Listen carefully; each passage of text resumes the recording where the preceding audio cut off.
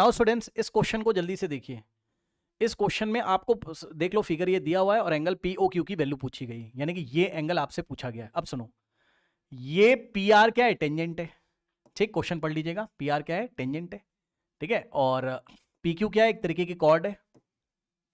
And the tangent P R at P and making an angle of 50 with the P Q, मतलब ये वाली tangent इस cord के साथ कितना एंगल बना रही, 50। अब सुनो ध्यान से, ये क्वेश्चन बहुत अच्छा क्वेश्चन है, लेकिन तब ये अच्छा बनेगा जब एग्जाम में इसका डायग्राम नहीं दिया जाएगा। ध्यान रखें, ये एनसीईआरटी एग्जाम्पल का सवाल है, तो बोर्ड एग्जाम में आता है तो डायग्राम ना देके लैंग्वेज आपको देगा।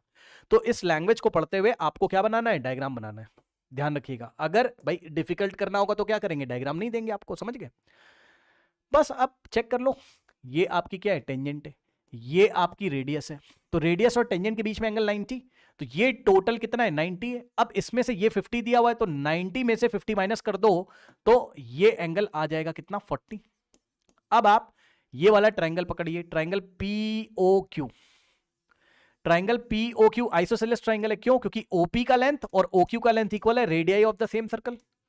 OP is equals to OQ, radii of the same circle, same circle के रेडियस है दोनों, तो इक्वल साइड्स के ऑपोजिट वाले एंगल भी इक्वल होंगे।